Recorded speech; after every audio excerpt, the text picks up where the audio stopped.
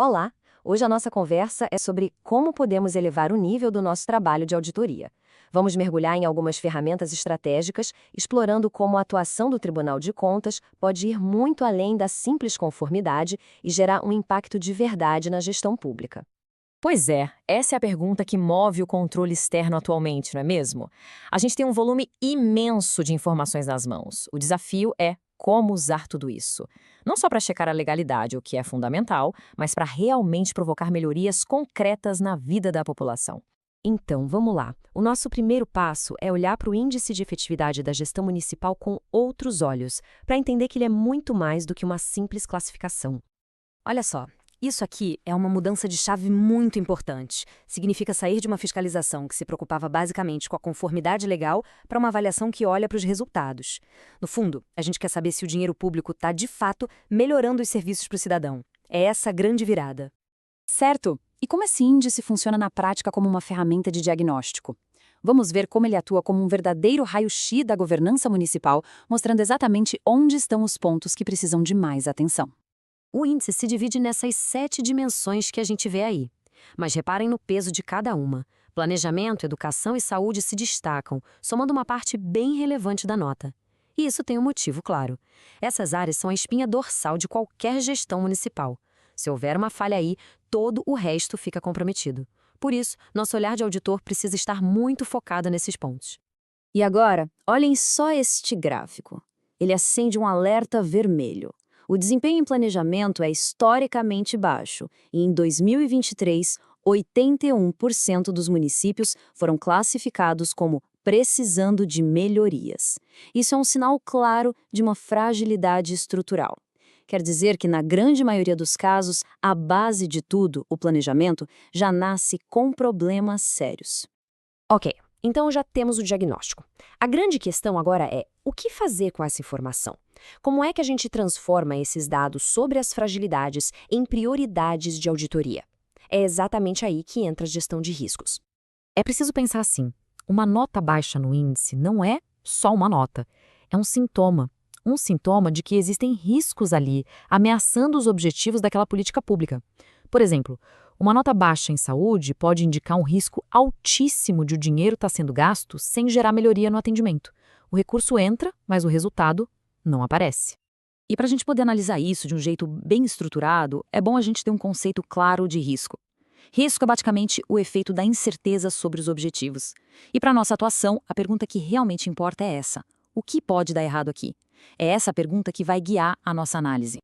E para responder essa pergunta de forma eficaz, o ideal é quebrar o risco nessas 3 partes: a causa, o evento de risco e a consequência. Ou seja, qual é a origem do problema? O que exatamente pode acontecer de errado? E qual vai ser o impacto negativo se isso acontecer? Essa estrutura cria uma linha de raciocínio super clara, que é a base para qualquer relatório bom de auditoria. Muito bem, uma vez que os riscos foram identificados e bem estruturados, a gente chega na ferramenta que vai nos ajudar a organizar tudo isso e, principalmente, a priorizar o nosso trabalho. Estou falando da matriz de risco. E para construir essa matriz, existe um passo a passo bem definido. Primeiro, a gente define os objetivos da auditoria. Depois, identifica os riscos inerentes, ou seja, antes de qualquer controle. O terceiro passo é analisar a probabilidade e o impacto de cada risco. Em seguida, a gente avalia os controles que já existem para ver o que sobra, o chamado risco residual. E por fim, com tudo isso na mão, a gente prioriza o que vai ser auditado. É um roteiro que organiza o trabalho e deixa a nossa fiscalização muito mais estratégica. E esse ponto aqui é crucial. A gente precisa diferenciar bem o risco inerente do risco residual.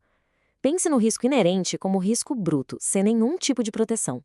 Já o risco residual é o que sobra depois que a gente considera os controles internos da gestão.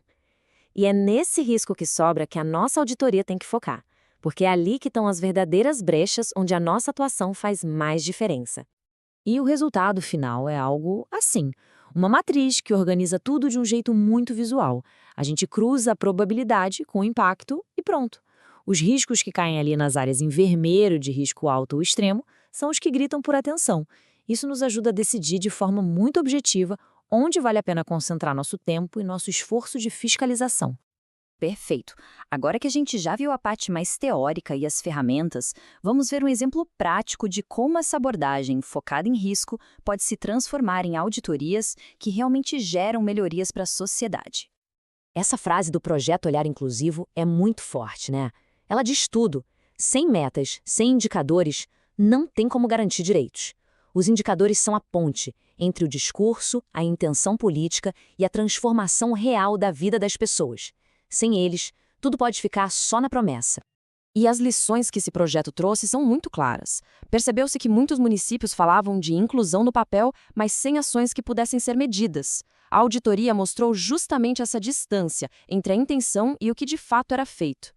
Metas e indicadores fazem com que as populações vulneráveis apareçam no orçamento e também ajudam a conectar o trabalho de diferentes secretarias. Ou seja, auditar se existem bons indicadores é essencial para tirar as políticas do papel. Bom, estamos chegando ao final. Agora é hora de amarrar todas essas ideias e reforçar qual é o grande objetivo por trás de tudo isso. Porque, no fim das contas, todo esse trabalho, todas essas ferramentas, nos levam a um único e grande objetivo. É este aqui: transformar informação em conhecimento útil e esse conhecimento em ação. Ação concreta que realmente melhora a gestão pública. O nosso papel vai muito além de apenas apontar erros. É ser um agente de mudança, um catalisador de melhorias, ajudando a garantir que os recursos públicos gerem o maior benefício possível para todos. Então, a gente encerra com essa reflexão. Essa é a pergunta que deve estar sempre no nosso horizonte em cada fiscalização. Porque cada risco que a gente identifica não é só um problema. É, na verdade, uma oportunidade de melhoria, uma chance de ajudar a construir uma gestão pública mais eficiente e um futuro melhor para a população.